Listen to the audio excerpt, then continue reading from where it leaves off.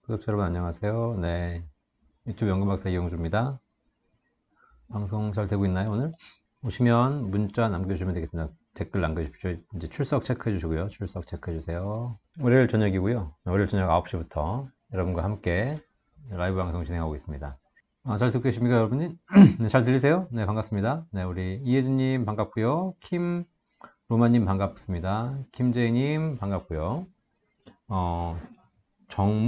청무리님 반갑습니다. MWT님 반갑습니다. 오늘 새로운 분들이 많이 들어오셨네. 조영미님 반갑습니다. 장써니님 반갑고요. 전현주님도 반갑습니다. 네, 반갑습니다. 네. KYH님 반갑습니다. 네, 잘 들리시죠? 오늘 방송 끊기 전거나 이러지 않으시죠? 제가 지금 노트북을 가지고 하는 바람에 혹시 뭐 잘 안 들리시면 그대로 얘기해 주시면 되겠습니다. 매주 월요일 저녁 9시 라이브 방송 진행하고 있고요. 오늘 또 방송도 마찬가지 연금에 대한 궁금증 해결해 드리고 있습니다. 그래서 여러분들 요즘 노후 준비 많이 관심 있을 텐데 노후 준비 하시면서 연금에 대해서 관심 많으실 것들 중에서 특히 연말 되니까 연금 저축이라든가 IRP 이제 납입 문의하신 분들 많이 계신 것 같아요. 그래서 궁금한 점 있으시면 언제든지 댓글창에 남겨주시면 제가 답변해 드리도록 하겠습니다. 네, 최현철님도 반갑고요. 해맑음님도 반갑습니다. 강경홍님 반갑습니다. 처음 참여하셨는데 궁금한 점 있으시면 언제든지 남겨주시면 제가 답변해 드리도록 하겠습니다.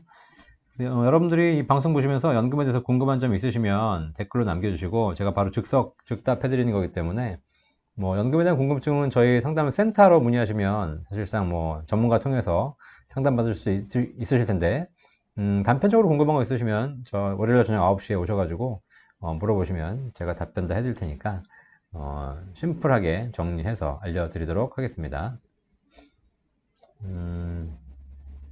네, 만능열쇠님 반갑습니다. 네, 영상들을 잘 이제 보이시는 거죠? 네, 이영환님께서 질문 주셨네요. 퇴직 시 퇴직연금을 IRP 계좌로 이전할 때 퇴직연금 계좌에 펀드나 예금 같은 투자 상품을 그대로 이전해서 계속 투자할 수 있나요? 아니면 다 환매 후에 이전해야 하나요? 같은 증권사에서 이전하시는 경우에는 환매가 필요 없이 바로 이전이 가능한데 금융회사를 바꾸시는 경우에는 환매하고 다시 투자하셔야 됩니다. 그래서 실제로 뭐 환매해서 다시 하면 조금 번거롭긴 하겠지만 뭐 어차피 펀드들이 대부분 다 비슷하기 때문에 그리고 여기 가면 또 펀드들 다 있거든요. 예를 들면 뭐 신라면을 롯데마트에서 팔 수 있고 그 다음에 뭐 홈플러스에서 팔 수 있고 이마트에서 팔 수 있듯이 내가 여기서 팔고 나와가지고 저기서 다시 사면 되는 거니까 뭐 크게 차이가 있는 건 아니다 라고 보시면 되겠습니다. 그래서 걱정하지 않으시고 혹시 그냥 하시면 되고 혹시 만약에 증권사 금융회사가 같다 그러면 환매 없이 이전 가능한 거니까 그거는 같은 금융회사를 이용해 보시면 되겠습니다. 또 궁금한 거 있으면 계속 여러분 답변 주시면 제가 답변 드릴 텐데요. 지금 연금에 대해서 최근에 이제 연말 되다 보니까 여러분들이 지금까지 연금저축, IRP 가지고 계신 것들이 많이 있으실 거예요. 자, 근데 연간 지금 연금저축 계좌 같은 경우에는 연간 400만 원 한도 내에서 세제 혜택 받으실 수 있고 IRP 같은 경우에는 700만 원까지 납입하시면 해당하는 세금 환급 받으실 수 있습니다. 그리고 지금 50세가 넘으신 분들, 1972년 이전에 출생하신 분들, 그분들 같은 경우에는 올해까지 지금 200만 원 추가해가지고 최대 900만 원까지 세제 혜택 대상이 되기 때문에 12월 31일까지 납입을 하셔야 됩니다. 12월 31일까지 모자란 금액 납입하셔가지고 세제 환급 대상 금액 다 채우시고 그러면 내년 2월 달에 연말정산할 때 사업자분들은 내년 5월에 종합소득 신고할 때 해당하는 금액에 대해서 세금 환급 받으실 수 있기 때문에 꼭 하셔가지고 하시기 바라겠고요. 뭐 그 이상 납입하셔도 사실 상관없습니다. 연금저축계좌는 연금계좌는 1,800만 원까지 납입 가능하기 때문에 하실 수 있는데 일단 세제 한도는 연금저축 400만 원, IRP 합산 700만 원까지 가능하다. 내년도에 지금 연금계좌를 뭐 나이 관계없이 모두 다 뭐 200만 원 추가해서 900만 원까지 할 수 있도록 하겠다라고 지금 만들 얘기가 나오고 있는데 아직 법이 확정된 건 아니니까 뭐 일단 확정돼 봐야 아는 거 아니겠습니까? 네, 진정우님 반갑습니다. 그래서 오늘 많은 분들이 들어오고 계시는데 연금에 대한 모든 궁금증은 저희 연금박사 상담센터에서 해결해 드리고 있고요. 여러분들이 지금 이 시간에 뭐 문의 주셔서 제가 답변 다 해드리고 있으니까 보시면 되겠습니다.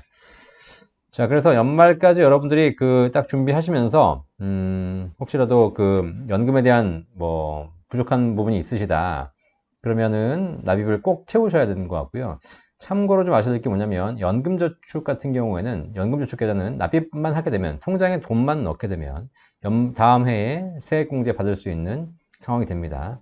자, 그런데 IRP 계좌는 그렇지 않습니다. IRP 계좌는 돈만 넣었다고 해가지고 내가 세액공제 대상이 되는 것이 아니라 돈 넣고 나서 바로 그 추가 납입하셨는 확인을 해주셔야 돼요. 내가 이 IRP에 세제 혜택 목적으로 추가 납입했다는 걸 확인하는 그런 버튼이 있거든요. 그 확인을 해주시고 그리고 펀드를 매수하셔야지 내년도 2월 달에 혹은 종합소득 기간에 세제 혜택을 받을 수 있습니다. 돈을 입금만 하시게 되면 안 됩니다. 자, 그래서 IRP 계좌와 연금저축 계좌가 차이가 있다는 거 여러분 참고하셔가지고 세제 혜택 준비 잘 하시기 바라겠어요.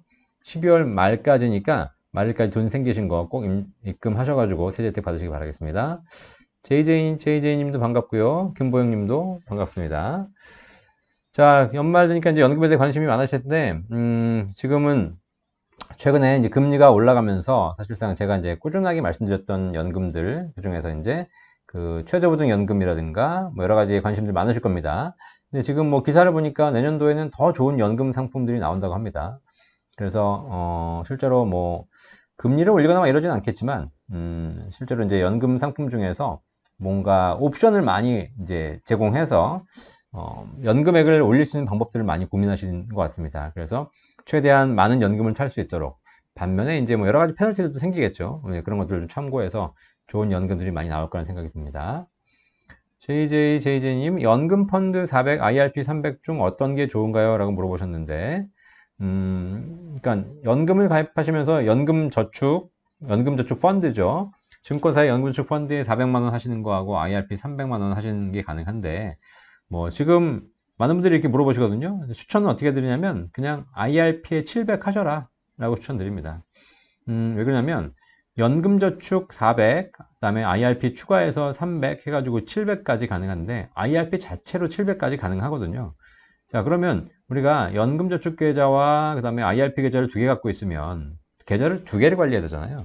그러실 필요 없이 그냥 IRP 계좌 하나만 관리하시면 될 거라는 생각이 듭니다. 왜냐면 어차피 선택할 수 있는 펀드는 큰 차이가 없거든요.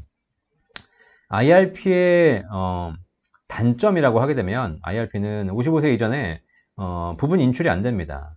그렇기 때문에 어차피 우리가 뭐 인출하려고 가입한 게 아니라 나중에 반드시 연금 살려고 가입하신 거기 때문에 그런 차원에서는 뭐 연금저축 계좌와 별 차이가 없다고 보여지는 것이고요.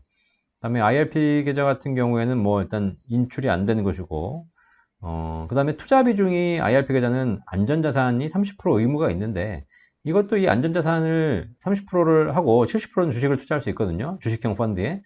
자, 그런데 안전자산을 30%밖에 제한이 있다 하더라도 그 안전자산을 TDF라든가 이런 펀드로 구성하시게 되면 실제로 현실적으로 그 주식형 비중을 거의 90%까지 바꿀 수 있습니다.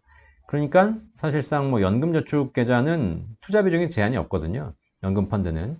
그래서 뭐 연금 펀드가 더 좋고 IRP가 조금 더 안 좋다라고 얘기하는 분들도 계신데 결론적으로 놓고 보면 실제 활용 면에서는 큰 차이가 없습니다. 그러면 굳이 계좌를 두 개 관리하시는 것보다 IRP 하나만 관리하시는 것이 훨씬 더 편하지 않을까라는 생각합니다.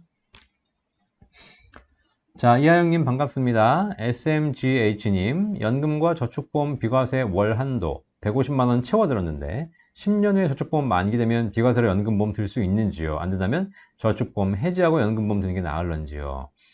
자, 이 부분 좀 중요한 질문 하셨습니다. 연금과 저축보험 비과세 월 한도 150만원 채우셔서 지금 가입하셨죠?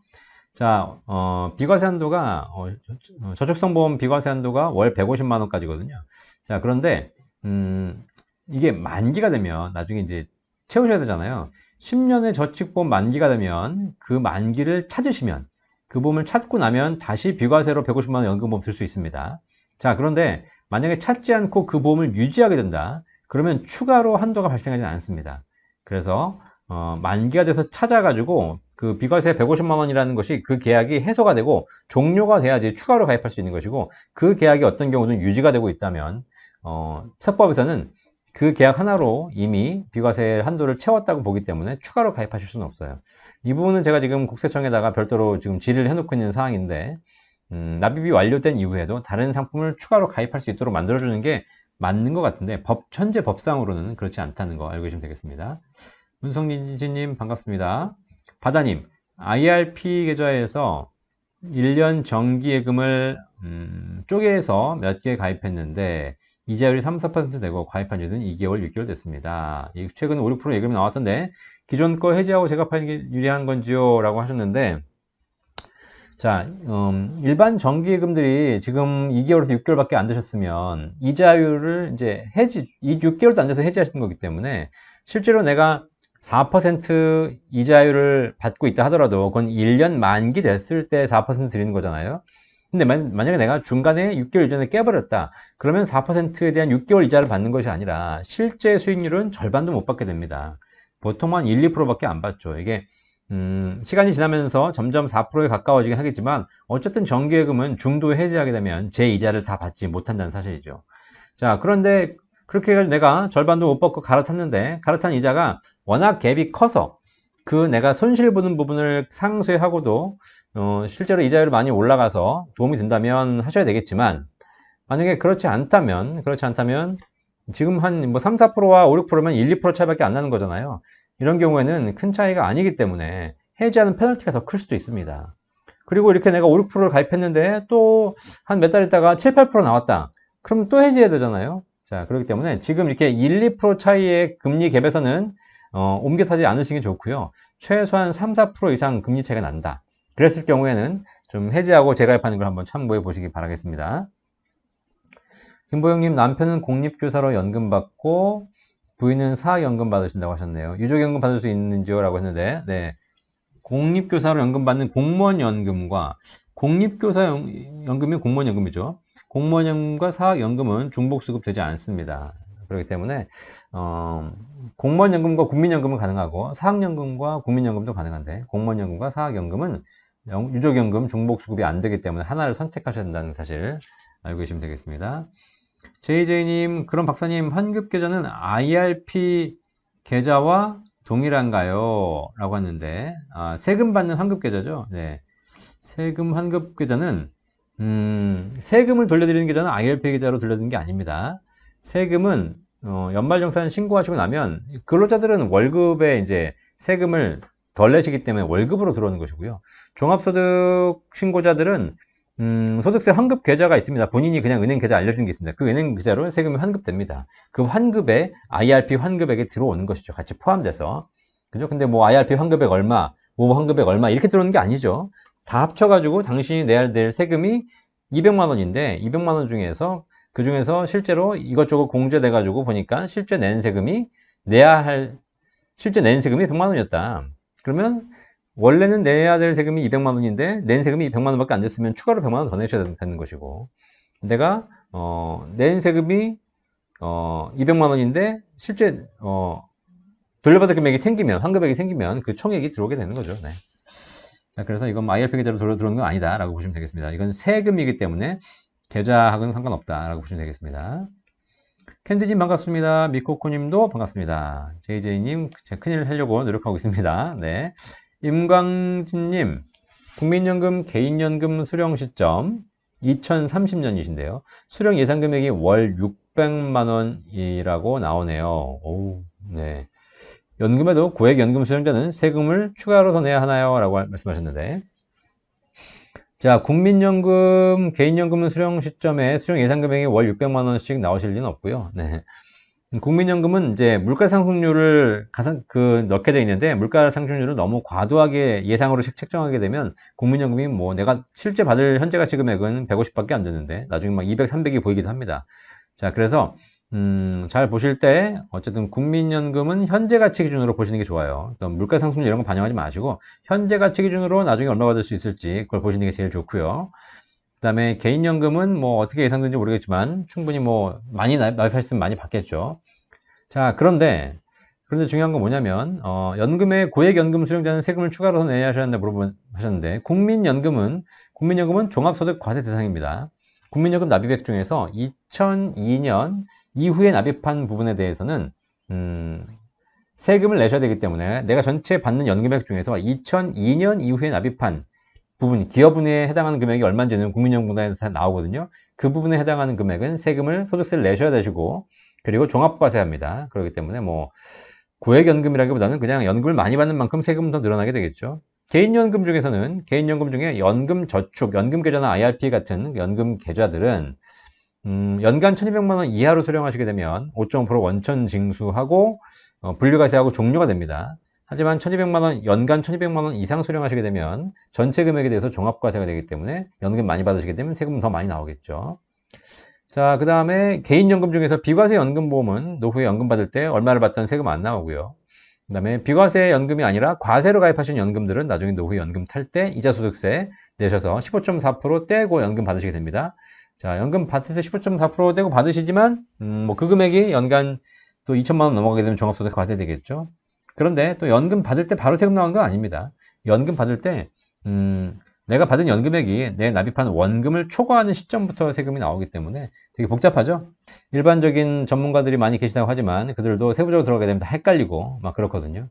마치 우리가 부동산 전문가가 지금 없잖아요. 양도세 전문가가 없어가지고 괜히 양도세 계산하려고 그랬다가 잘못 계산했다가 나중에 생각보다 훨씬 더 많은 양도세를 폭탄 맞는 경우도 많이 있는데, 자, 그렇죠. 그래서 연금은 연금 박사. 네, 캔디님 반갑습니다. 질문 많이 해주십시오. 부자언니님 반갑습니다. 안티용님 반갑습니다. 네, JJ님 계속 질문해주시면 답변해드리도록 하겠습니다. 셀틱클래스구님, 좀 늦으셨군요. 네, 아버지 집에서 제사 하시고 보신데요. 네, 아버님 오늘 기일이신 것 같습니다. 네, 아버님 잘 또 제사 지내드리고, 그리고 또 이렇게 방송 시청해주셔서 감사합니다. 네, 지식인사이드, 머니인사이드 세 편 다 보셨네요. 그쵸, 네.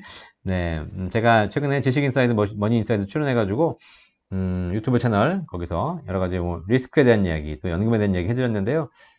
뭐, 좀 약간, 세게 얘기했죠?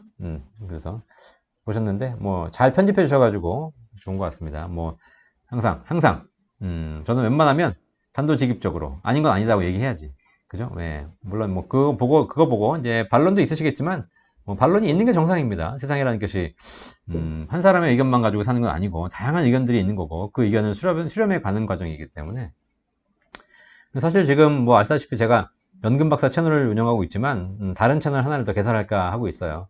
지금은 연금에 대한 이야기 주로 드리고 있는데 연금 말고 지난번에 작년 재작년에 잠깐 하다 말았던 인문학이라든가 세상 사는 이야기 에 대해서 우리 사회에 벌어진 여러 가지 일들을 가지고 그걸 어떻게 하면 우리가 생각해 봐야 될 것인가에 대한 이야기 뭐 서로 갈려져 가지고 상대편 측에 서 가지고 서로 싸우고 이런 거 말고 여러 가지 이야기들을 좀 해볼까 생각하고 있습니다. SMGH님 비과세 한도에 대해서 평생 월 150만 원이라고 들어서 이상해서 대표님께 질문 드렸습니다. 나중에 국세청에서 회신 오면 한번 다뤄주시기 바라겠습니다. 네, 요거는 다뤄드리도록 하겠습니다. 사실 뭐 지금 뭐 이미 법적으로 제가 확인한 바에 의하면 평생 월 150만 원인데 한 상품에서만 가능하고 150만 원 납입이 끝났을 때 추가적으로 다른 상품을 150만 원 원래 가입할 수 있어야 정상이거든요.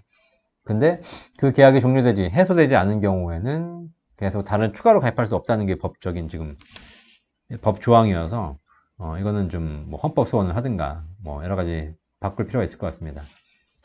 정인재님 반갑습니다. 강경홍님 저희 부부는 월 각각 75만원씩 국민연금을 받고 있는데요. 만약 한 사람이 사망 후 수급 금액은 어떻게 변하나요? 라고 하셨습니다.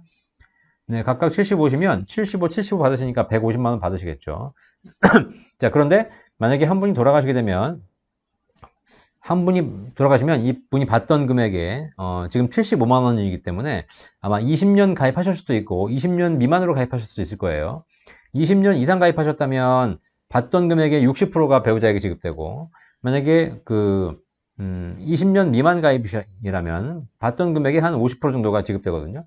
자, 그러면 어쨌든 만약에 60%라고 봤을 때 대략 75만원의 5, 60%인 약 한 40만원 정도가 배우자에게 지급됩니다. 근데 지급하려고 봤더니 이분이 75가 또 있잖아요. 자, 그럼 중복 수령이 안 돼요. 그럼 어떻게 되냐면 선택하셔야 돼요. 만약에 75를 그냥 본인 걸 살아계신 분이 받으시겠다고 하게 되면 유족연금 받을 수 없고 유족연금의 30% 드립니다. 그럼 유족연금이 아까 유족연금의 30% 받던 금액의 30%가 아니고 유족연금이 40만 원이었기 때문에 이 40만 원의 30%인 12만 원 더 얹어드려서 실제로 75 더하기 12. 그러면 87만 원 받으시겠습니다. 87만 원. 그죠? 네. 만약에 본인 75를 포기하시면 유족연금 받을 수 있는데 유족연금이 얼마 안 되기 때문에 그냥 부부끼리 돌아가시게 되면 각자 자기 연금 받으셔야 되고 상대편 연금에게 유족연금의 30% 받을 수 있다. 그러면 유족연금이 60%라고 하게 되면 30% 받는 거니까 실제로 상대편이 받던 금액의 18%를 받게 된다 라고 보시면 되겠습니다. 한미숙님, 연금보험 6년째 가입 중인데 10년 납부하고 1년 거치 11년째 연금을 받을 수 있다고 하네요. 연금보험을 펀드로 옮길 수 있는지요? 보험에서 가입하신, 생명보험에서 가입하신 연금보험, 이게 세제 비적격 상품이거든요. 요거는 연금 펀드로 옮길 수 없습니다. 계좌의 이체가 이전이 안 되고요. 하시려면 해지하셔서 환급분을 받고 다시 펀드를 재가입하셔야 되기 때문에 연금 계좌 간 이전이 안 됩니다. 연금 계좌끼리만 이전됩니다. 그러면 실제로 상품에 연금 보험이 아니라 연금 저축이라는 네 글자가 붙어 있어야지 연금 저축 상품끼리 은행, 증권, 보험사가 서로 이전이 가능하기 때문에 안 됩니다. 네, 한미숙님 11년째 종신으로 14만원 받을 수 있다고 하셨는데요. 네, 뭐 종신으로 평생 그냥 받으시는 게 좋을 것 같고요.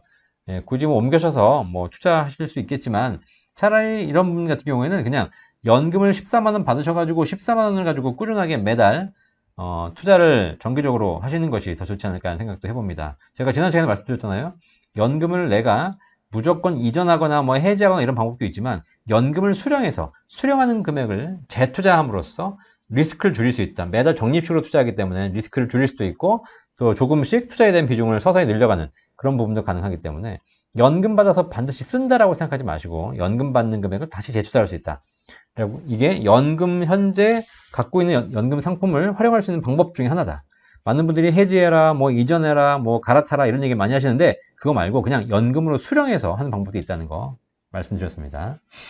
본 광고는 생명보험 광고 심의 기준을 준수하였으며 유효기간은 심의일로부터 1년입니다. 지윤님 반갑습니다. 임강진님 감사합니다. 나중에 1800-3624 전화 주시면 저희 전문가들이 연금에 대한 모든 궁금증을 해결해 드리도록 하겠습니다. 대장군 흑치님, 네. 연금 금액이 많으면 일부는 수령하고 1200만원 이내로 다달이 받는 게 좋나요? 아니면 세금을 많이 떼더라도 세금 떼고 수령하는 게 좋나요? 연금 금액이 많으시다면 일부는 수령하고 1200만원 이내로 다달이. 자, 이 1200만원이라는 것은 연금 계좌 IRP만 해당됩니다. 일반 연금보험은 1200에 해당되지 않아요. 그리고 국민연금도 1200에 해당되지 않습니다. 연금 계좌에서 쌓여있는 연금액을 연간 1200 이내로 받으실 때 분리가 되는 거기 때문에 이 상품에 따라 좀 다르다라고 보시면 되겠고요. 세금을 많이 떼더라도 세금 떼고 수령하시는 거는 많이 떼시면 세금 떼고 수령하면 안 되죠. 최대한 세금을 덜 낼 수 있는 방법으로 하시는 게 더 좋은 거죠. 그죠? 네. KYH님이 개인연금 보험 한도가 월 150만원, 연 1800만원인데요. 17년 4월 이전 계약한 보험은 이런 한도가 없는지요? 예전에 가입한 연금보험은 목돈 있을 때 월 500만원씩 입금해도 비과세 요지 맞을까요? 맞습니다. 자, 개인 연금 비적격 연금보험, 생명보험사의 연금보험의 월 적립식 상품에 과세 한도, 비과세 한도가 생긴 것이 2017년 4월 1일입니다. 그러니까 그 이전에 가입하신 계약한 보험은 기본적으로 월 적립식 한도는 납입 한도에 있어서 비과세 한도 제한이 없었습니다. 10년 이상 유지하고 5년 이상 납입하고 요 기준만 지키시면 되고요. 월 적립식에 한도 제한은 없었어요. 근데 2017년 4월 1일 이후부터 한도가 생겼기 때문에 월 150만원, 연간 1800만원 한도가 생겼기 때문에 그 전에 가입하신 연금보험은 한 달에 500만원 아니라 한 달에 5천만원, 한 달에 5천억을 입금해도 무제한 비과세입니다. 김상빈님, 20대에 농협 다니면서 복지연금을 20%를 공무원처럼 내는데 그냥 주는 게 좋나요? 아니면 빼서 다른 곳에 투자할까요? 라고 하셨습니다. 복지연금 20%를 공무원처럼 내고 계시는 게 잘하셨네요. 그죠?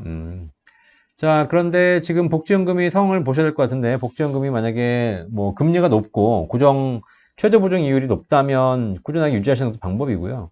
그 다음에 지금 해지해서 하더라도 뭐 원리금 받는데 문제가 없고, 금리가 좀 낮다라고 하시면 이제 빼서 다른 연금을 갈아타시는 방법도 있겠죠. 지금 현재 가입하신 상품의 최저보증 이율, 그다음에 현재 환급액, 그다음에 여러 가지 조건들을 좀 다시 보실 필요가 있을 것 같습니다. 그렇죠. 네. 그리고 젊으실 때니까 일찍 준비하시네요. 그죠? 네. 그래서 꼭 한번 살펴보시기 바라겠습니다. 어떤 상품인지. JJ님 만 55세인데 이제 IRP 넣으면 연금을 볼 수 있을까요? 말씀하셨는데 네, 55세에 연금을 타는 나이긴 하지만 55세라고 연금저축계좌나 IRP 계좌를 가입하지 말라면 없거든요. 나이 70, 80이 되셔도 소득이 있으신 분들은 연금계좌를 가지고 연금 받는 게 아니라 연금계좌를 가지고 세액공제용으로 활용하신 분들 많이 계세요. 평생 소득이 있는 사람들은 평생 세제 혜택 받아야 되기 때문에 뭐 지금이라도 연금 받기 전에 세제 혜택이 필요하시다. 앞으로 소득이 계속 있을 거다. 그러면 IRP 계좌 꼭 필요하죠. 네, 좋은 채널 열어서 여러분 도움될 수 있는 채널 준비하도록 하겠습니다. 지윤님, 국민연금을 가입한 적이 없으세요? 이제 연금 가입하려면 어떤 상품이 도움될지 꼭 알려주세요. 준비된 게 없어서 걱정돼요. 지윤님 연세가 어떻게 되시는지 모르겠는데 일단 국민연금은 나이 50, 60대에게는 굉장히 유리하기 때문에 국민연금을 재테크 1순위, 연금 준비 1순위를 반드시 활용하시고요. 젊으신 분들도 국민연금이 기금이 고갈된다고 하나 그래도 국민연금이라는 상품이 우리 노후의 최소한의 보장 수단이기 때문에 기본 금액은 꼭 하시길 바라겠습니다. 그리고 나서 이제 국민연금 드셨으면 그 다음에 이제 뭐 퇴직연금도 있어야 되겠지만 개인 스스로 준비하는 연금 계좌, 그다음에 비과세 연금보험 이런 것들을 같이 준비하시면서 포트폴리오 짜시면 되겠습니다. 이런 거는 뭐 방송보다 종합적인 상담이 필요하기 때문에 저희 센터로 문의해 주시면 전부 종합적인 상담 해드리도록 하겠습니다. 김용대님, 박사님 수고 많으십니다. 제가 국민연금을 받고 있는데 퇴직 후 직업을 가지고 있어서 연기연금 신청을 고려할까 하는데 정부에서 연금 개혁을 23년에도 하려는가 본데 실익이 있을지 고민됩니다. 연기연금. 지금 만약에 퇴직 직전이시라면 연기연금 당연히 하셔야죠. 퇴직 후에 특히 연금 개시 연령 이후에 5년간은 국민연금을 받으시게 되면 그 소득이 근로사업 부동산 임대소득을 합쳐가지고 월 250만원 이상 있으시게 되면 국민연금이 감액됩니다. 그러니까 감액당하면서 내가 국민연금 받아야 될 이유는 없잖아요. 그러면 연기연금 하시는 게 좋아요. 연금 개혁이 어떻게 될지 모르겠지만 그럼에도 불구하고 연기연금 제도는 유리하고 한 번에 막 바뀌고 그렇지 않을 거기 때문에 실제로 여러분들 연기연금 해보시면 되겠습니다. 태호님, 공무원도 상담 가능한가요? 네, 당연히 상담 가능하죠. 네. 공무원 연금, 그 다음에 공무원들이 준비하는 개인 연금, 연금 계좌도 공무원도 다 가입 가능하니까 언제든지 문의해 주십시오. 정호 KIK님, 가정주부인데 월 20만원 연금 10년 넣고 있습니다. 라고 하셨는데요. 다른 연금을 좀 더 넣어야 할까요? 가정주부이신데 월 20만원 연금 넣고 계신데요. 아마 20만원씩 10년 넣었을 경우에 1년에 240, 10년이면 2,400만원이기 때문에 연금 수령액으로는 그렇게 많지 않을 거예요. 그래서 좀 상황 되실 때마다 조금 더 많이 넣으셔서 연금에 대한 준비를 늘리시기 바라겠습니다. 물론 애도 키워야 되고 살림도 살아야 되고 빡빡하시겠지만 그래도 일반 직장인들이 월 소득의 9%, 공무원들은 월 소득의 18%를 꾸준하게 연금으로 준비한다는 게 기본적으로 공적연금 들어가고 있습니다. 그럼 한 달에 400만원, 300만원 월급 받는 사람이라면 한 달에 연금 저축하는 금액이 적게는 30만원, 많게는 5, 60만원씩 이미 공적연금으로 준비하고 있다는 거거든요. 가정주부도 소득의 최소한 10에서 20% 정도는 연금으로 사실 준비하셔야지 원래 맞는데 쉽진 않으시겠죠. 꾸준하게 준비하시기 바라겠고요. 정윤재님, 이번에 은행저축연금이 10년 만기가 되었습니다. 연금으로 받는 게 좋을까요? 아니면 찾아서 은행 예금이 좋을까요? 라고 하셨는데 은행의 연금저축 상품이라면 연금 신탁일 텐데요. 아니면 연금 보험인가요? 정확하게 상품명이 좀 필요합니다. 만약에 연금 신탁 상품이라면 이거는 찾을 수 없어요. 찾으면 그동안 세제 혜택 받은 건 다 토해내셔야 됩니다. 자, 그래서 공시이율 얘기하시는 거 보니까 은행에서 가입하신 연금보험인 것 같아요. 연금보험. 은행은 연금을 판매하는 곳이지 연금을 만드는 곳이 아니거든요. 자, 그러니까 은행에서 가입하신 보험사의 연금보험이기 때문에 너무 공시율이 낮다고 하게 되면 찾으셔가지고 이번에 고금리 연금이라든가 이런 것들도 활용하시는 게 뭐 나쁘지 않은 것 같습니다. 부자언니님, IRP 계좌 불입 투자 상품이 마이너스 11% 안타깝습니다. 현재 시점에서 투자 상품을 변경해야 할까요? 불입을 계속하는 게 유리할까요? 참고로 혼합 상품이고 6개월 정도 납입 안 한 상태입니다. 계속 불입을 할지 투자 상품 변경할지 고민입니다. 투자에 기본적으로 그 본질이 있는데 기본적으로 여러분 아셔야 될 게 뭐냐면 지금 대부분 다 이 투자 상품 가입하신 분들이 고점일 때 투자해가지고 지금 물려 있어서 손실인 분들이 많이 계세요. 근데 중요한 건 그렇다고 해서 지금 손실을 물릴 수 있는 거지만 납입을 중단해 버리는 분들이 계십니다. 그러시면 안 됩니다. 아시겠죠? 어차피 내가 이상한 잡주를 사가지고 다 망해가는 거라면 납입을 중단하셔야 되는 거지만, 여러분들이 지수에 투자하고 있고 일정한 국가에 투자하고 있고 전체적으로 우량 펀드에 투자하고 계신다면 주식은 왔다 갔다 해요. 이게 올라갈지 안 올라갈지는 두 번째 문제고, 왔다 갔다 하는데, 그렇다면 지금 손실이 나고 있다면 지금은 저점이거죠, 저점. 자, 그럼 이때는 꾸준하게 납입이 돼 있어야 나중에 조금 올라가다 갔을 때 수익이 난다는 겁니다. 그런데 남들 좋다 그러고 막 올라갈 때는 투자를 열심히 했다가, 지금 떨어져가지고 안 좋고 있을 때는 또 안 했다가, 또 다시 좋아진다니까 또 올라가서 하다가, 또 떨어지면 안 하다가, 이러면 나는 계속 고점에 살 수밖에 없습니다. 그렇죠? 이렇게 주식시장이 안 좋다고 납입을 안 하고, 주식시장이 좋다고 납입을 하고, 만약에 이러신다면 기본적으로 투자에 안 맞으신 거예요. 그러면 이런 경우에는 투자 상품을 아예 하시면 안 돼요. 그러면 변경이고 뭐고 관계없이 그냥 아예 투자 상품을 빼서 다시는 투자를 쳐다보시면 안 됩니다. 근데 투자를 하시겠다는 분들은 이런 시장의 흐름에 관계없이 꾸준하게 투자를 유지하는 그 철학이 필요하다는 거죠. 지금 주가가 좀 떨어진다고 해가지고 투자를 하던 걸 중지한다거나 이러신 분들은 투자를 하시면 안 되는 분들이니까 잘 한번 생각해 보시고요. 다만 지금 이제 베트남에 계시신데 베트남 펀드가 뭐 딴 데보다는 좋았다가 안 좋았다고 하는 건데, 그거 뭐가 좋을지 알 수 없으니까 포트폴리오를 짜셔가지고 꾸준하게 지금 오히려 저점이라면 더 불입을 하시는 것이 좋을 것 같습니다. 지금 뭐 좀 안 좋다고 해서 빼버리고 그러면 손실을 확정하는 것이고, 나중에 또 갑자기 주가가 좋아지면 그때 와가지고 또 다시 또 비싸게 사시는 또 그런 시행착오를 반복하실 수밖에 없거든요. 네. 네. 박은정님, 연금도 5천만 원까지만 예금자 보호되는지요? 네, 연금도 상품에 따라서 일반 연금들, 보험사가 굴리는 연금들은 5천만 원까지 예금자 보호가 되는 것이고요. 변액보험처럼 보험사가 굴리지 않고 외부에 맡기는 투자 상품들은 기본적으로 예금자 보호와는 관계가 없죠. 근데 제가 매번 말씀드리지만 예금자 보호가 되는 게 좋다, 안 되는 게 좋다? 네, 예금자 보호가 안 되는 게 훨씬 좋은 것이다. 예금자 보호가 되는 것은 위험하니까 보호해 주는 것이고, 예금자 보호가 안 되는 것은 위험하지 않기 때문에 보호할 필요가 없다는 거 제가 매번 말씀드렸죠. 혹시 이해 안 되시는 게 있으시면 유튜브 영상 중에서 예금자 보호 연금 박사가 올린 거 찾아보시면 예금자 보호가 되는 것이 왜 더 위험한지에 대한 이야기를 해드렸습니다. 김진희님 반갑습니다. 바다생명 변액연금 10년 납입 완료했는데 원금 수준이고 운영 가능한 펀드 상품도 너무 별로여서 앞으로 수익률 올리기 어려워 보입니다. 해지하고 갈아타는 게 나을까요? 그냥 연금 수령해야 할까요? 말씀드렸습니다. 자, 말씀드렸듯이 그 연금 수령이 가능하다면 바로 연금 수령하셔가지고 찾아서 그 연금을 다시 재투자하는 방법이 있고요. 만약에 아직 연금 수령까지는 시간이 많이 걸린다 라고 하시면 이 상품들은 주식 투자 비중도 50% 이하이기 때문에 수익률이 좀 낮고요. 운영을 잘하고 못하고는 두 번째 문제고, 두 번째로 이 상품의 가장 큰 문제는 뭐냐면 연금 개시 시점에 기납입보험은요 원금 보증 기능이 있습니다. 그렇기 때문에 원금 보증 수수료를 떼고 있어요. 그게 더 크다. 그래서 오히려 그런 것이 좋은 건 줄 알았는데 더 안 좋은 거였다는 거죠. 자, 그래서 그런 부분에서 한번 상품을 제대로 보시고 연금을 수령할 수 있다면 바로 수령하셔서 재투자 하시는 게 좋을 것 같고요. 수령할 수 없다면 뭐 더 나은 대안을 찾는 것도 하나의 방법인 것 같습니다. 소행성님, 아침에 출근했더니 회사 내부통신망 메인 화면에 연금 박사님이 삼성전자 오셔가지고 강연한 영상이 딱 있어서 정말 반가웠습니다. 오늘 하루 최고의 인기 영상이었습니다. 감사합니다. 오늘 제가 삼성전자 전체 직원 대상 강의로 지난주에 수원에 다녀왔거든요.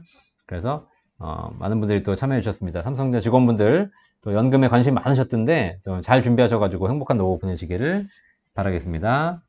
소행성님이 삼성전자 직원이시군요. 네. 박순희님, 연금 박사님 잘 듣고 있어요. 좋은 정보 감사합니다. 네. 자두자두님, 소득이 계속 있을 예정인데 연금 수령을 연기하지 않으면 감액이 되는군요. 네, 그렇죠. 국민연금은 연금 개시 연령 이후로부터 5년간 소득이 있으면 감액됩니다. 그 소득은 근로소득, 사업소득, 부동산 임대소득 요 세 가지 소득입니다. 요 세 가지 소득이 대략 월 250만 원 이상 있으시면 연금이 감액되기 시작합니다.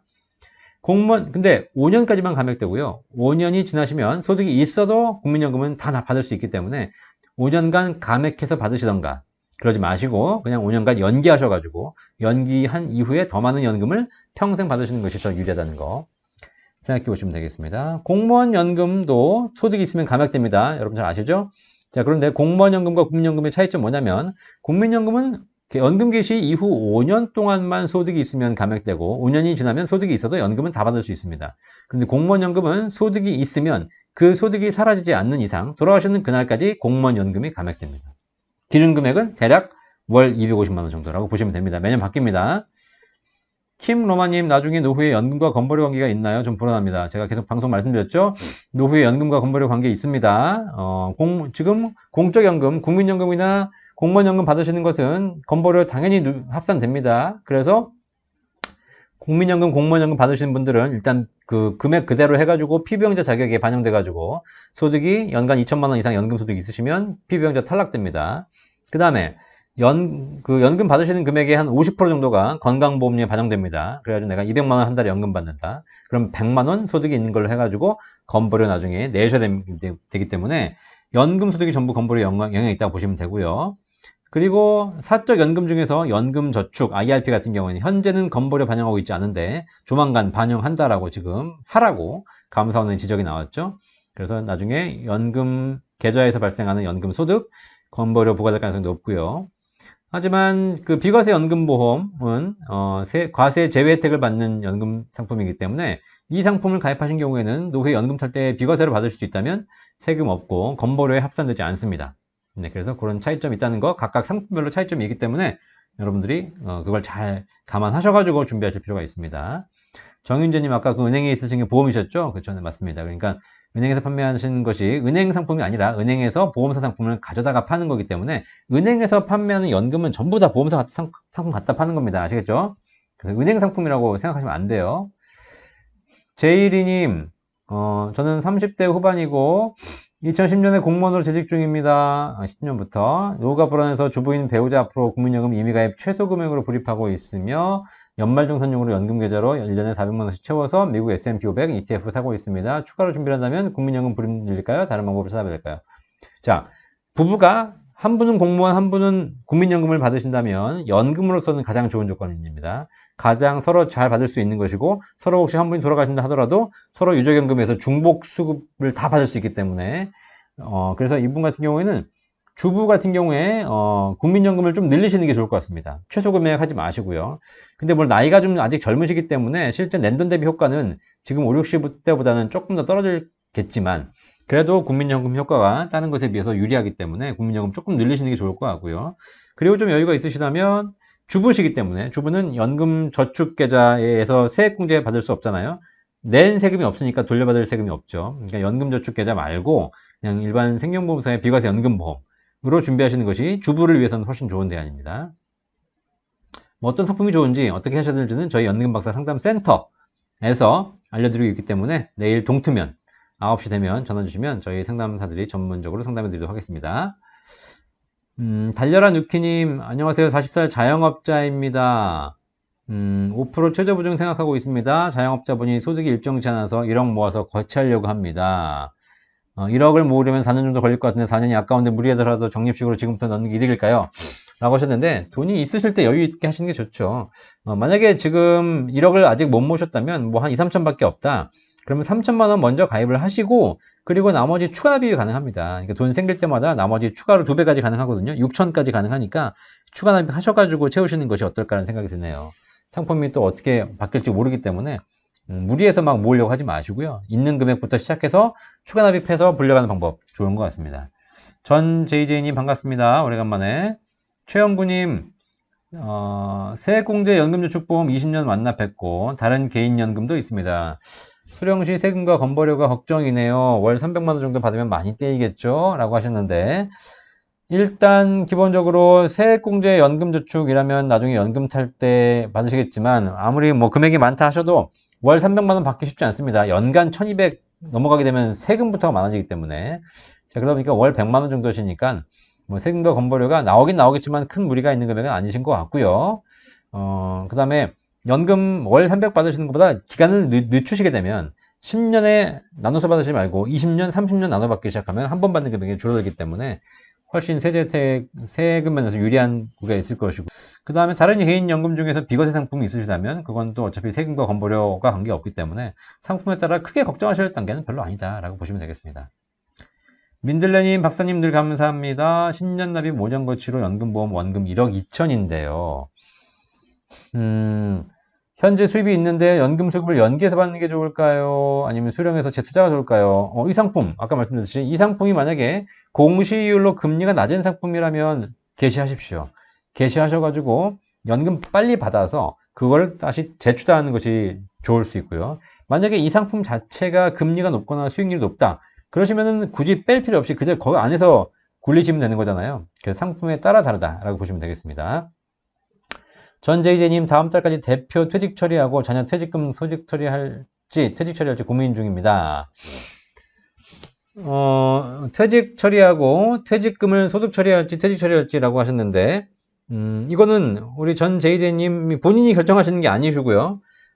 소득으로 처리할 수 있는 한도가 소득으로 처리 다 되는 거죠. 그리고 퇴직금 처리할 수 있는 한도가 있습니다. 그렇죠? 어차피 내가 임의로 막 다 퇴직금 처리할 수 있는 것이 아니라 이제는 대표이신 경우에 내가 퇴직금 처리 한도가 있기 때문에 정관상에 정해져 있는 한도를 보셔야 되거든요.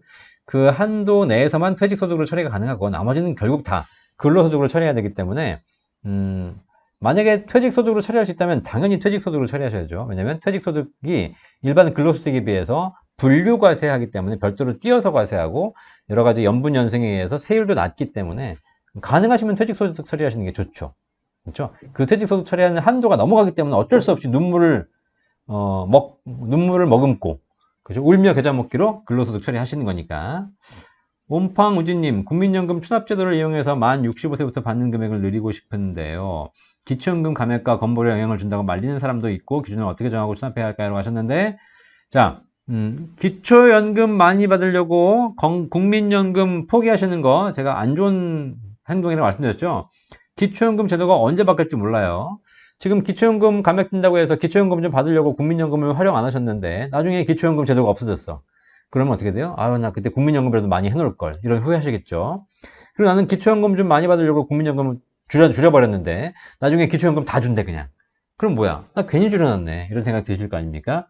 이렇게 기초연금 제도는 언제 바뀔지 모르는 제도고 수시로 바뀌기 때문에 이 기초연금 때문에 국민연금을 포기하시는 그런 행동을 하시면 안 된다. 국민연금은 최대한 많이 늘려놓으시고 그러고 나서 기초연금 대상이 되면 좋은 것이고 안 되면 많은 것이고 기초연금 기준이라는 게 맨날 바뀌기 때문에 사실 내가 아무리 국민연금 제도를 잘 이용해서 기초연금 제도의 기준에 맞춘다고 하더라도 올해뿐이야 올해뿐.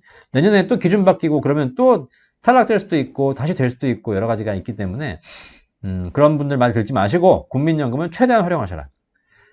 김진희님, 1996년에 삼복저축연금보험을 15년 불입했는데 이게 연금일까요? 보험일까요? 55세 종신으로 연금을 수령하면 비과세 될까요? 라고 하셨는데 연금일까요? 보험일까요가 아니고 연금보험입니다. 연금보험. 네.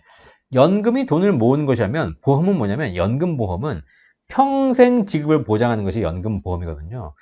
사실 보험이라는 게 뭐냐면 위험을 보장하는 건데 뭐 암이라든가 뭐 사고라든가 사망 이런 것도 위험이지만 오래 사는 것도 위험입니다. 왜? 내가 언제까지 살지 모르잖아요. 그죠?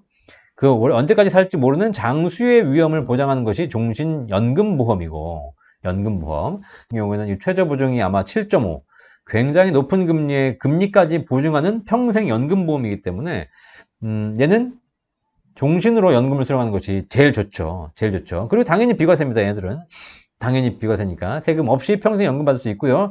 한 가지 팁 드리면 이 상품은 3년 연장하세요. 3년 연장. 바로 개시하지 마시고 55세로 돼 있다. 그러면 3년 연장하시면 연장 기간 동안 1%더 드립니다. 그죠? 그렇기 때문에 만약에 7.5면 8.5까지 올라갑니다. 그래서 보험회사 전화해 보셔가지고 내가 3년 연장해서 받겠다라고 얘기하시면 아마 더 많은 연금액을 수령할 수 있으실 겁니다. 전재희님, 세무사에게 일입해도 될까요? 라고 하시는데 아마 퇴직 처리하실 거라면 세무사가 다 아실 겁니다. 세무사가 퇴직소득과 근로소득의 차이도 모르면 세무사가 아니죠, 사실. 그렇죠? 그래서 세무사들이 다 처리해 주실 건데 결국은 핵심은 뭐냐면 그 회사 정관에 대표이사의 퇴직금 한도를 얼마로 설정해 놨냐를 먼저 보셔야 될 것 같고요. 그게 너무 적게 설정되어 있으면 정관을 교체하실 필요가 있는데 어차피 법으로 정한 한도가 있기 때문에 그 한도 내에서만 받으실 수 있을 거라는 거 꼭 참고하시면 되겠습니다. 아니면 뭐 그런 관련된 컨설팅 저희도 해드리고 있으니까 뭐 연금박사 상담센터로 전화 주시면 뭐 법인 플랜 같은 것도 종합적으로 제가 알려드리도록 하겠습니다. 한미숙님, 현재 국민연금 최소금액으로 20년째 납부하고 있는데 월 보험료를 올려야 하나요? 64세 월 50만원 받는다고 하네요.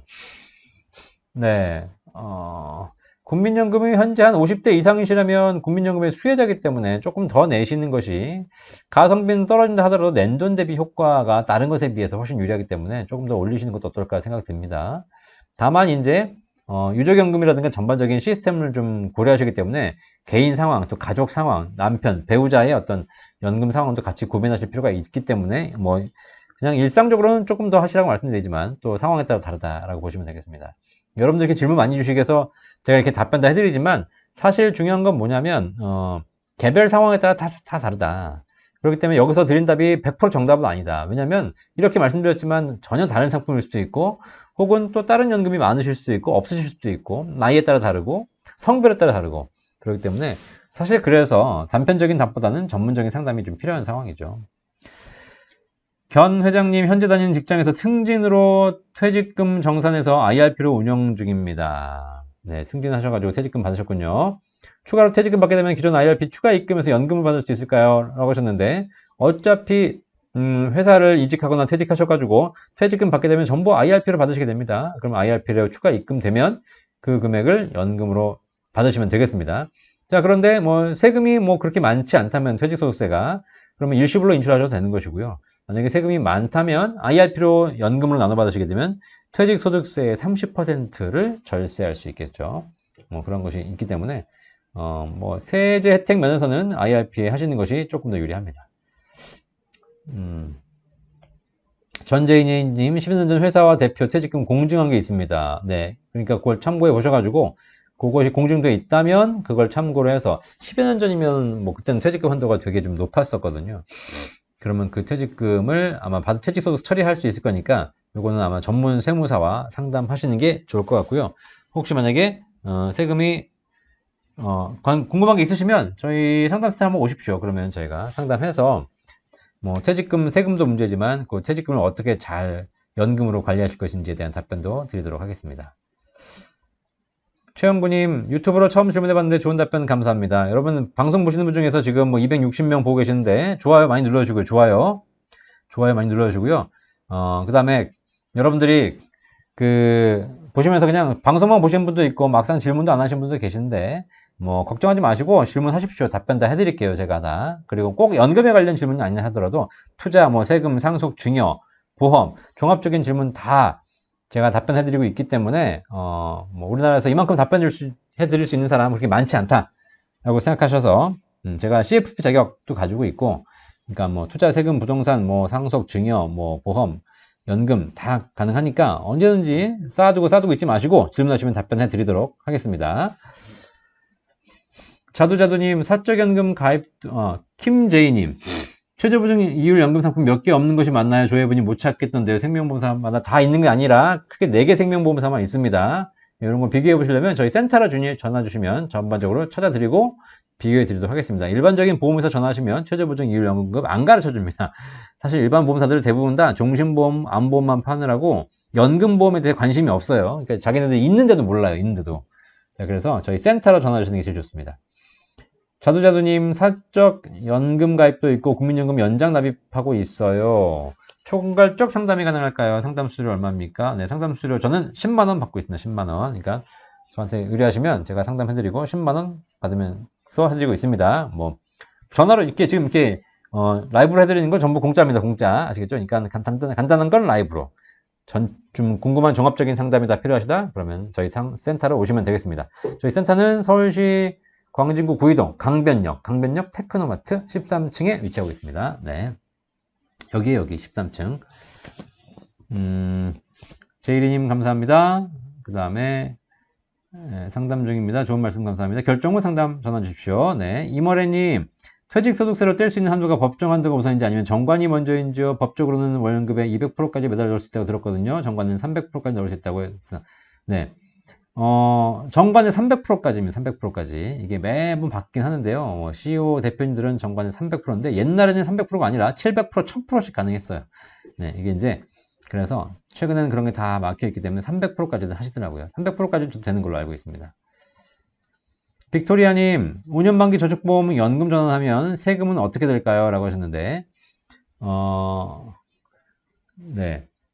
5년 만기 저축보험 연금 전환하면 세금은 어떻게 될까요? 저축보험을 연금 전환하시게 됐을 경우에 유지기간이 10년이 안 되기 때문에 연금 전환하시게 되면 결국은 세금 다 내셔야 됩니다. 실제로 세금을 안 내시려면 10년을 유지한 후에 연금 전환하셔야 됩니다. 셀틱 클래스코님 저희 사무실 오셨군요. 네. 상담실 8월 갔을 때 너무 좋으셨다고 하셨고 감사합니다. 네. 날씨가 좋은 날 와야 좋겠죠. 네. 지훈님, 박사님, 내일 오전에 센터로 연락드리면 연금 상담 되나요? 상담 받고 싶습니다. 라고 하셨는데요. 전화 주시면 전문가들이 상담해 드리도록 하겠습니다. 9시 이후에 언제든지 전화 주시면 되겠습니다. 그럼 저희 전문가들이 연락 드릴 겁니다. 김진희님, ISA 안에서 저축 예금을 하면 ISA 밖에서 들 수 있는 모든 저축 예금 들 수 있나요? 아니면 들 수 있는 저축 예금 따로 있는 건가요? ISA 안에서 저축 예금을 하시면 됩니다. 그냥 일반적인 예금은 다 들 수 있습니다. ISA 내에서. ISA라는 것이 그냥 계좌거든요. 계좌에서 내가 상품을 선택하는 것이기 때문에 큰 차이가 없습니다. 자두자두님, 지방입니다. 전화로 문자해서 보내면 됩니까? 라고 했는데, 네, 지방도 저희가 상담 가고 있으니까, 지방도 전화로 다 답변해드리고요. 실제 상담이 필요하게 되면 서울로 오시는 분도 계시고, 그 다음에 지방으로 저희가 상담을 출장 가기도 합니다. 그러니까 그런 거는 걱정하지 마시고 상담 문의하시면 되겠습니다. 자, 이제 9시 50분까지 돼서 벌써 50분이 지났네요. 그죠? 이렇게 해서 여러분께 상담 다 해드리고 있는데, 계속 질문들은 오시겠지만, 저도 이제 밤이 10시가 되면 이렇게 월요일 날 되면 좀 피곤하긴 하더라고요. 그러니까 눈도 감기고 사실 잠도 자야 되는. 수수님 오늘 봄날 같아서 기분 좋은 따뜻한 하루였죠? 네, 항상 건강하시기 바라겠습니다. 셀틱 클래스코님 이렇게 항상 와서 이렇게 응원해주시고 좋아해 주셔서 감사합니다. 정지수님 연금 포탈에 국민연금 보니까 65세부터 월 240만원 정도 나오는데요. 연금저축 개인 RP, 퇴직금, 희망퇴직금 모두 펀드에 넣었습니다. 재취업했는데요. 다시 연금을 넣어야 할까요? 하셨는데 네. 연금은 기본적인 거 하셔야 됩니다. 기본적인 연금을 하시기 바라겠고요. 국민연금에 65세부터 월 240만 원 나오는 건 미래 가치로 보셨기 때문에 그래요. 현재 가치로 보시기 바라겠습니다. 온팡우진님 다음에 꼭 더 좋은 다음 주 월요일 날 더 자세히 문의해 주시면 제가 답변해 드리도록 하겠습니다. 추추님 변액연금 가입일이 31일에 가입하면 31일에 받는 건가요? 네, 맞습니다. 연금은 가입한 날짜, 그 달의 그 날짜, 내가 17일 날 가입했다. 그러면 나중에 수십 년 후에 17일 날 매달 연금 받게 됩니다. 그래서 가입한 날짜가 굉장히 중요하다는 거 알고 계시면 되겠고요. 2월에는 28일까지인데 이때는 28일에 받는 건가요? 라고 하셨는데 그렇죠. 만약에 2월 달에 말일이 없으면 30날 가입하신 분은 28일 날 이렇게 말일 날 받으시겠죠. 자, 그래서 가입한 날짜도 굉장히 중요하다. 그리고 오늘이 며칠이야? 오늘이 11월 21일이니까 오늘 가입하신 분들은 나중에 수십 년 후에 매달 21일 날 연금이 지급되겠네요. 이것도 연금 가입하실 때 참고해 보시면 되겠습니다. 자, 오늘도 이렇게 늦은 시간까지 라이브 방송 참여해 주셔서 감사하고요. 여러분들, 우리나라에는 연금 박사가 있다. 여러분들이 연금에 대해서 관심이 있으실지 없으실지 모르겠지만 사람이 결국은 언젠가 오래 산다면 누구에게나 연금이 필요할 것이고 그 연금이 필요할 때 여러분들이 궁금증이 다 생길 텐데 그때 상담할 수 있는 사람이 우리나라에 누가 있다? 연금 박사가 있다. 연금 박사. 네, 좀 많은 저같이 이렇게 상담을 잘 할 수 있는 사람들이 많이 있었으면 참 좋겠는데 아쉽게도 이런 분들이 많이 없다는 게 개인적으로 되게 아쉽죠. 하지만 연금 박사가 제가 매주 월요일 날 9시 그리고 저기 서울에서 연금 박사 상담센터 운영하고 있기 때문에 여러분들 연금에 대한 모든 궁금증을 해결해 줄 수 있는 곳이 있다. 라고 믿고 맡기시면 저희가 좋은 정보를 드리도록 하겠습니다. 산들바다님 연금은 종신으로 받으면 세금 없습니다. 근데 그 상품에 따라 다르고요. 연금 저축은 세금이 있죠. 연금 저축은 4.4% 뛰게 됩니다. 그리고 일반 연금 보험은 세금이 없고요. 자, 그래서 항상 상품에 대한 종합적인 문의해 주시면 답변해 드리도록 하겠습니다. 오늘 너무 고생 많으셨고요. 밤늦은 시간에 이렇게 참여해 주셔서 감사하고요. 건강하게 또 한 주 보내시고 다음 주 월요일 날 9시에 뵙도록 하겠습니다. 연금 박사 이영주였습니다. 감사합니다. 본 광고는 생명보험 광고 심의 기준을 준수하였으며 유효기간은 심의일로부터 1년입니다.